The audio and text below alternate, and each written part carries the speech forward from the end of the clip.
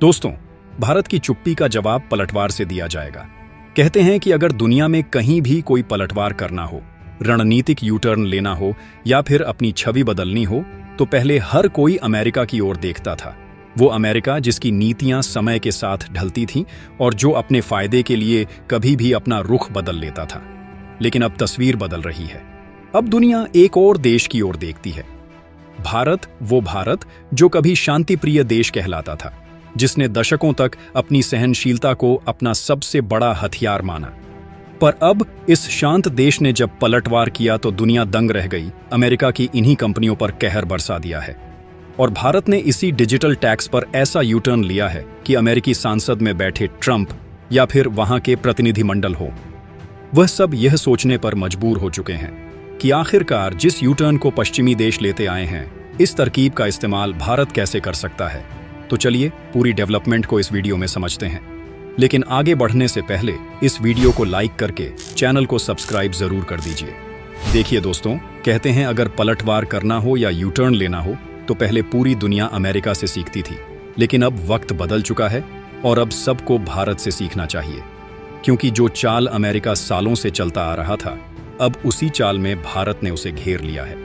असल बात शुरू होती है हाल की एक डोनाल्ड ट्रंप की धमकी से, जिन्होंने गुस्से में आकर यह तक बोल दिया कि भारत हमारे देश से पैसा भी कमाता है और हमारी कंपनियों में नौकरी भी हथियाता है, तो यह बंद होना चाहिए।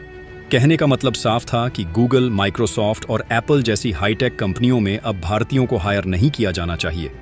यानी जो भारत के लोगों ने अमेरिका की अर्थव्यवस्था को आसमान की ऊंचाई पर अपने दम पर उठाए हुए हैं, सबसे पहले उन्हीं इंजीनियर और काम करने वाले लोगों को अमेरिका कंपनियों से निकाल फेंकने की तैयारी में था। अब जरा सोचिए, एक तरफ यही अमेरिका है जो दुनिया भर को डेमोक्रेसी और मल्टीकल्चर का ज्ञान देता है और दूसरी तरफ भारतीयों को नौकरी से हटाने की खुलेआम धमकी देता है। लेकिन असली झटका तो ट्रंप को तब लगा जब इस बयान के 2 दिन बाद ही भारत ने अमेरिका की बड़ी बड़ी कंपनियों पर डिजिटल टैक्स की चपेट में लेकर ऐसी चाल चली जिससे अमेरिका तक सन्नाटा छा गया। और यह कोई इमोशनल रिएक्शन नहीं था, बल्कि भारत ने इतने शांत लेकिन सटीक तरीके से पलटवार किया कि खुद अमेरिकी संसद में बैठे नेताओं को समझ नहीं आया कि भारत ने यह कैसे कर दिया। और अब पहली बार पश्चिमी देश यह सोचने पर मजबूर हैं कि यू टर्न तो हम लेते थे। यह भारत कब सीख गया? क्योंकि आज जो भारत कर रहा है, पहले सिर्फ अमेरिका किया करता था। इसीलिए डोनाल्ड ट्रंप ने एक बार फिर भारत पर हमला बोला, लेकिन इस बार शब्दों से नहीं, भारतीयों की नौकरियों पर निशाना साधा। गूगल, माइक्रोसॉफ्ट, एप्पल जैसी कंपनियों में जो भारतीय इंजीनियर बैठे हैं, उन्हें बाहर निकाल दूंगा और आरोप है कि हमारी नौकरियों पर भारत जैसे देश कब्जा कर रहे हैं, जो अब और नहीं चलेगा। यानी साफ शब्दों में धमकी दी गई, भारतीयों को हायर करना बंद करो। लेकिन इस बार भारत चुप नहीं बैठा, बल्कि जो किया उसने अमेरिका की नीयम हिला दी। क्योंकि भारत ने छोड़ा डिजिटल टैक्स की जवाबी तोप। जहां आपको जानकर हैरानी होगी कि अमेरिका की सबसे बड़ी टेक कंपनियां गूगल, अमेज़न, फेसबुक सिर्फ भारत से ही हर साल लगभग 162 लाख करोड़ यानी 15 बिलियन से ज्यादा का रेवेन्यू कमाती है। और कंपनी से भारत की सालाना कमाई एक बड़े लेवल पर होती है, जैसे गूगल से RSO 400 करोड़, अमेज़न से RS 33,000 करोड़ और एप्पल से 1,000 करोड़। और तो और मेटा, जो कि फेसबुक और इंस्टाग्राम का संचालन करती है, इसके द्वारा भारत को हर साल 15,000 करोड़ की कमाई होती है। लेकिन आपको जानकर हैरानी होगी कि इनमें से ज्यादातर कंपनियां भारत में उतना टैक्स नहीं देती जितना उन्हें देना चाहिए। वह स्थायी कार्यालय न होने का बहाना बनाकर बच निकलती हैं। इसीलिए भारत ने 2020 में चाल चली और इक्वलाइजेशन लेवी और डिजिटल टैक्स नाम से एक नया टैक्स लागू किया, जिसमें 6% टैक्स लगाया गया। ऑनलाइन विज्ञापन सर्विस देने वाली विदेशी कंपनियों पर और 2% टैक्स लगाया गया ई कॉमर्स ऑपरेटर्स पर, जो भारत में डिजिटल सामान या सर्विस बेचते हैं। यानी अब अगर कोई विदेशी कंपनी भारतीय उपभोक्ताओं से कमाई करती है तो उसे भारत सरकार को टैक्स देना ही पड़ेगा, चाहे वह कहीं से भी ऑपरेट करें। लेकिन जब ट्रंप ने भारत पर टैरिफ लगाने का प्रेशर बनाया तो भारत ने भी एक रणनीतिक गेम खेला और भारत ने कहा, कोई बात नहीं है, हम इस टैरिफ को कम कर लेंगे। लेकिन अब जब अमेरिका की तरफ से दोबारा धमकी आ रही है, भारत सरकार ने अमेरिका के साथ चल रही टैक्स एग्रीमेंट्स की बातचीत रोक दी। डिजिटल टैक्स की समीक्षा दोबारा शुरू कर दी गई और यह संकेत दे दिया गया कि अगर जरूरत पड़ी तो डिजिटल टैक्स को और बढ़ा दिया जाएगा। लेकिन रिड्यूस तो बिल्कुल भी नहीं किया जाएगा, क्योंकि अगर भारत ने डिजिटल टैक्स को 2% से बढ़ाकर 4% और 6 से 8 कर दिया तो इन अमेरिकी कंपनियों को अरबों का घाटा हो जाएगा और भारत दुनिया का सबसे बड़ा डिजिटल उपभोक्ता बाजार बन चुका है। हर दिन 70 करोड़ से ज्यादा लोग इंटरनेट इस्तेमाल करते हैं और आने वाले 5 सालों में यह आंकड़ा 100 करोड़ यूजर्स को पार कर जाएगा। देखा जाए तो जीकोकल और मेटा को सबसे ज्यादा एड रेवेन्यू भारत से मिल रहा है और अमेजॉन भारत में सबसे ज्यादा ग्राहक जोड़ रहा है। और साथ ही एप्पल ने अभी अभी भारत में आईफोन असेंबली यूनिट लगाई है। अगर भारत टैक्स बढ़ा दे या पॉलिसी सख्त कर दे तो इन कंपनियों को अरबों का नुकसान होगा। जब ट्रंप ने भारत के इंजीनियरों और प्रोफेशनलों को बाहर निकालने की धमकी दी तो भारत ने सिर्फ एक बयान नहीं दिया, बल्कि एक मजबूत आर्थिक नीति से पलटवार कर दिया। देखिए दोस्तों, पहले अमेरिका पूरी दुनिया में घूम घूम कर अपने हिसाब से नियम बनाता था और जो देश नहीं मानते उनके ऊपर आर्थिक प्रतिबंध, फाइन और दबाव डाल देता। लेकिन अब भारत ने दिखा दिया कि डिजिटल दुनिया के असली बादशाह हम हैं। भारत ने 2020 में जब 2% डिजिटल टैक्स लागू किया तो सबसे पहले बौखलाया अमेरिका, क्योंकि अकेले इस टैक्स से अमेरिका की 40 से ज्यादा कंपनियों को हर साल 4000 करोड़ से ज्यादा का नुकसान होने लगा। और भारत ने सिर्फ अमेरिका को नहीं, बल्कि गूगल, फेसबुक, अमेजॉन जैसी 19 विदेशी कंपनियों पर टैक्स लगाया, जिनमें से बेहतर सिर्फ अमेरिका की है। आपको बता दें कि अमेरिका ने भारत के खिलाफ वर्ल्ड ट्रेड ऑर्गेनाइजेशन WTO में शिकायत भी किया था और बोला था कि भारत का डिजिटल टैक्स भेदभावपूर्ण है और अमेरिकी कंपनियों को निशाना बना रहा है। भारत को अमेरिका उस समय भी नहीं फंसा सका, क्योंकि हम किसी एक देश को नहीं, हर उस विदेशी कंपनी को टैक्स के दायरे में लाया गया था जो भारत के लोगों से कमाई करती है। यानी भारत ने WTO में अमेरिका को हरा दिया और डिजिटल टैक्स को अंतर्राष्ट्रीय स्तर पर वैधता दिलवा दी। सबसे दिलचस्प बात यह है दोस्तों कि अमेरिका खुद तो अपनी कंपनियों के लिए फॉरेन टैक्स क्रेडिट्स देता है, लेकिन जब भारत ने टैक्स लगाया तो उसे गलत बता दिया। अमेरिका चाहता था कि भारत जैसे देश टैक्स ना लगाएं ताकि उनकी कंपनियां अरबों डॉलर कमाएं और एक पैसा भी टैक्स में ना दें। बाकी आपको क्या लगता है कि डिजिटल टैक्स को भारत के द्वारा 6% ही रहने देना चाहिए या फिर और बढ़ाना चाहिए? कहानी की शुरुआत होती है कुछ साल पहले से, जब भारत ने बार बार वैश्विक मंच पर अपनी बातें रखी, कूटनीतिक तरीके से अपने तर्क दिए, लेकिन उसका उत्तर या तो मौन रहा या फिर उसे हल्के में लिया गया। भारत की सीमाओं पर अतिक्रमण की कोशिशें होती रहीं, आतंकवाद को लेकर वैश्विक मंचों पर बातें होती रहीं, लेकिन कभी किसी बड़ी ताकत ने भारत की चिंताओं को पूरी गंभीरता से नहीं लिया। पर कहते हैं ना, हर सहनशीलता की भी एक सीमा होती है, और भारत ने जब अपनी रणनीति बदली तो वह साइलेंट मोड से स्टील मोड में आ गया। शुरुआत में किसी को भनक तक नहीं लगी कि भारत कोई बड़ा कदम उठाने वाला है। सबको यही लग रहा था कि भारत एक बार फिर कूटनीति और शांति की राह अपनाएगा। लेकिन इस बार भारत ने सिर्फ बात नहीं की, बल्कि ऐसा कदम उठाया जिसकी गूंज वॉशिंगटन से लेकर बीजिंग तक सुनाई दी। भारत ने पहला वार किया। नीति में बदलाव से उसने साफ कर दिया कि अब भारत रिएक्ट नहीं करेगा। अब भारत इंतजार नहीं करेगा कि कब कोई हमला करे या कब कोई उकसावे की कार्रवाई हो, बल्कि अब भारत पहले से हर चाल को भांप कर अपने तरीके से जवाब देगा। दूसरा झटका आया अर्थव्यवस्था के मोर्चे पर, जब पूरी दुनिया चीन के उत्पादों पर निर्भर थी। आत्मनिर्भर भारत का ऐलान करके यह बता दिया कि वह अब किसी पर निर्भर नहीं रहना चाहता। लेकिन असली चौंकाने वाला मोड़ तब आया जब भारत ने न केवल अपनी जरूरतों को पूरा किया, बल्कि अन्य देशों को भी सप्लाई देना शुरू कर दिया। मेडिकल उपकरणों से लेकर टेक्नोलॉजी और रक्षा उपकरणों तक। अब तक सबको यही लग रहा था कि भारत केवल अपने बचाव में लगा है, लेकिन यहीं पर भारत ने तीसरा और सबसे बड़ा सस्पेंस क्रैक किया।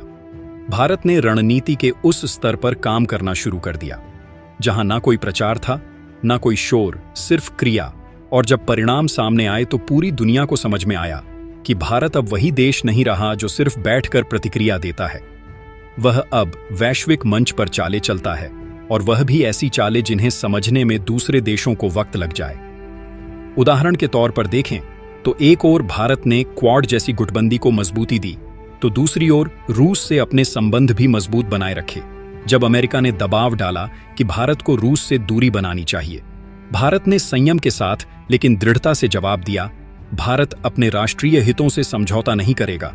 यहीं पर अमेरिका को समझ में आया कि अब भारत सिर्फ दोस्ती की भाषा नहीं, बराबरी की भाषा भी बोलता है। इसका चरम बिंदु तब आया जब भारत ने तकनीकी क्षेत्र में अपना परचम फहराया। जहां चीन की कंपनियों को भारत में बैन किया गया, वहीं भारत ने 5G, चंद्रयान और रक्षा क्षेत्र में आत्मनिर्भरता का जो प्रदर्शन किया, उसने भारत की छवि एक सॉफ्ट पावर से एक स्मार्ट पावर में बदल दी।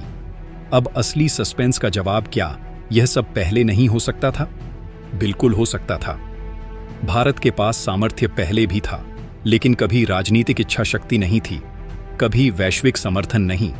पर अब जब भारत ने अपना स्वरूप बदला, अपनी चुप्पी को ताकत में बदला, तब दुनिया को समझ में आया कि भारत के अंदर वह शक्ति पहले भी थी, बस उसने समय का इंतजार किया। अब अमेरिका, जो कभी भारत को डिफेंसिव पावर मानता था, अब खुद भारत के साथ सैन्य समझौते करने को आतुर है। यूरोप, जो भारत को सिर्फ एक बाजार समझता था, अब भारत को नीति निर्धारक के तौर पर देखने लगा है। और सबसे अहम पड़ोसी देशों को यह स्पष्ट संदेश मिल गया है कि भारत की चुप्पी अब कमजोरी नहीं, बल्कि तूफान से पहले की शांति है अंत में। यही यू टर्न सबसे चौंकाने वाला है। भारत, जिसने दशकों तक संयम रखा, अब उसी संयम को अपनी सबसे बड़ी रणनीति बनाकर ऐसा सस्पेंस पैदा कर रहा है कि हर अगला कदम भविष्य की स्क्रिप्ट लिख रहा है। यह सिर्फ नीति परिवर्तन नहीं है, यह एक मानसिक क्रांति है जो बताती है कि यदि कोई देश चुप है तो इसका मतलब यह नहीं कि वह कमजोर है। और अगर भारत ने अब अपनी दिशा बदल ली है तो दुनिया को अब उसकी चालें नहीं, उसका इरादा समझना होगा। तो दोस्तों, अगली बार जब कोई यू टर्न या पलटवार की मिसाल दे तो अमेरिका का नाम नहीं, भारत का नाम लिया जाएगा, क्योंकि जो काम भारत ने अब किया है वही काम उसे बहुत पहले कर लेना चाहिए था। लेकिन शायद भारत जानता था कि वक्त आने पर ही असली वार किए जाते हैं, और अब वह वक्त आ चुका है। तो कहते हैं, अगर पलटवार करना है या फिर यू टर्न लेना है तो पहले सब अमेरिका से सीखते थे, लेकिन अब कोई भारत से सीखे। दरअसल दोस्तों, जो काम भारत ने अब किया है यही काम भारत को और पहले कर लेना चाहिए था। लेकिन शायद भारत जानता था कि वक्त आने पर ही असली वार किए जाते हैं, और अब वह वक्त आ चुका है। तो कहते हैं, अगर पलटवार करना है या फिर यू टर्न लेना है तो पहले सब अमेरिका से सीखते थे, लेकिन अब कोई भारत से सीखे। दरअसल दोस्तों, जो काम भारत ने अब किया है यही काम भारत को और पहले कर लेना चाहिए था। असल में देखा जाए तो हाल ही में डोनाल्ड ट्रंप ने भारत के खिलाफ में आते हुए गुस्से में आकर यह बात तक कह दिया कि माइक्रोसॉफ्ट, गूगल और एप्पल जैसी किसी भी हाईटेक कंपनियों में भारतीय लोगों को जॉब ना दिया जाए और इंडियन लोगों को हायर करना पूरी तरह से बंद कर दिया जाए। लेकिन ढंग से उनकी तरफ से इस तरीके की बात कह 2 दिन भी नहीं बीते थे। कोई इधर खबर आ रही दुनिया भर की राजनीति, कूटनीति और वैश्विक अर्थव्यवस्था में भारत आज जिस तरह से मुखरता और आत्मविश्वास के साथ अपने हितों की बात करता है, वह 1 दशक पहले तक असंभव सा लगता था। बीते वर्षों में भारत ने जिस तेजी से अपनी रणनीति, विदेश नीति और तकनीकी क्षमता में सुधार किया है, वह न केवल एक उभरती हुई महाशक्ति की निशानी है, बल्कि यह दर्शाता है कि भारत अब केवल एक प्रतिक्रिया देने वाला देश नहीं रहा, बल्कि वह अब पहल करता है, अपनी सीमाएं तय करता है और आवश्यकता पड़ने पर बिना किसी संकोच के पलटवार भी करता है। इसका ताज़ा उदाहरण अमेरिका के पूर्व राष्ट्रपति डोनाल्ड ट्रंप के भारत विरोधी बयान पर भारत का व्यवहार है। डोनाल्ड ट्रंप, जो अपनी अमेरिका फर्स्ट नीति के लिए विश्व भर में जाने जाते हैं, ने हाल ही में एक बेहद विवादित बयान देते हुए कहा कि माइक्रोसॉफ्ट, गूगल और एप्पल जैसी शीर्ष अमेरिकी तकनीकी कंपनियों में भारतीयों को काम देना बंद कर देना चाहिए। उन्होंने यह भी जोड़ा कि भारतीयों को हायर करना अमेरिका के टेक सेक्टर के लिए खतरा बनता जा रहा है। यह बयान केवल भारतीय पेशेवरों के अपमान का मामला नहीं था, बल्कि यह भारत की वैश्विक सॉफ्टवेयर और आईटी पहचान पर एक सीधा हमला था। लेकिन इससे भी महत्वपूर्ण बात यह थी कि भारत ने इस बार चुप रहना स्वीकार नहीं किया। भारत की प्रतिक्रिया ना तो गुस्से में थी और ना ही भावुकता में, बल्कि रणनीतिक रूप से शांत, सटीक और प्रभावशाली थी। भारत सरकार ने इस बयान का आधिकारिक रूप से जवाब नहीं दिया, लेकिन जो कदम उठाए गए उन्होंने ट्रंप के बयान से कहीं अधिक स्पष्ट और मजबूत संदेश दिया। भारत ने अमेरिकी कंपनियों को यह स्पष्ट संकेत देना शुरू किया कि अब भारत अपने घरेलू टैलेंट पूल को विश्व स्तरीय बनाकर खुद को आत्मनिर्भर तकनीकी महाशक्ति के रूप में स्थापित करने की दिशा में तीव्र गति से आगे बढ़ रहा है। मोदी सरकार की मेक इन इंडिया और आत्मनिर्भर भारत जैसी योजनाएं केवल नारे नहीं रह गई हैं, बल्कि इनमें अब निवेश, नवाचार और नीति का गहरा समन्वय देखने को मिल रहा है।